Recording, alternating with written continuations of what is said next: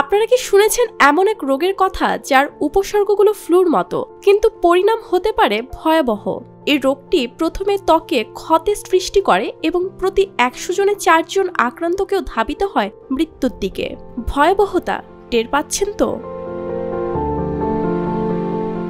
2023 সালের সেপ্টেম্বর মাসে এক অদ্ভুত পরিবর্তন লক্ষ্য করেন বিজ্ঞানীরা। এক ভাইরাস যা আগে ছিল তুলনামূলক কম সংক্রামক, সেটি আচমকাই দ্রুত ছড়িয়ে পড়ার ক্ষমতা অর্জন করে। এই নতুন রূপটিকে বিজ্ঞানীরা বলছেন এখনো পর্যন্ত সবচেয়ে বিপজ্জনক।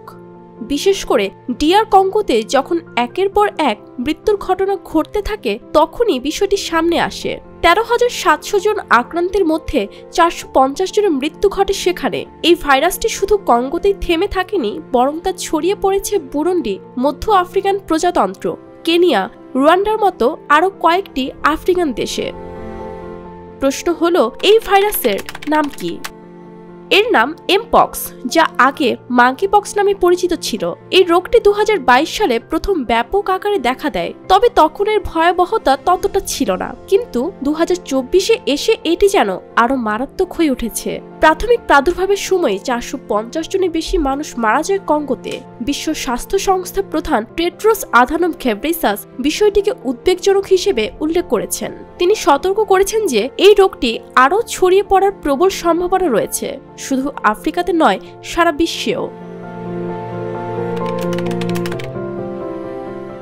এটি মূলত ঘনিষ্ঠ শারীরিক যোগাযোগ, ত্বকের সংস্পর্শ, কথা বলা বা সংক্রমিত ব্যক্তি বা পশুর কাছাকাছি শ্বাস নেওয়ার মাধ্যমে ছড়ায়। তবে ভালো খবর হলো, এই রোগের জন্য টিকা এবং প্রয়োজনীয় ওষুধ রয়েছে, কিন্তু তারপরও সংক্রমণ রোধের জন্য সাবধানতা অবলম্বন করা জরুরি।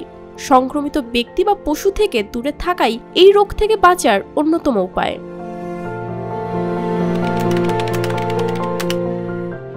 এটি শুধু দূরবর্তী দেশের সমস্যা নয়, এটি আমাদের সবার জন্যই হুমকি হতে পারে। অতএব এখনই সময় সজাগ হবার, সতর্ক হবার এবং প্রয়োজনীয় পদক্ষেপ নেওয়ার।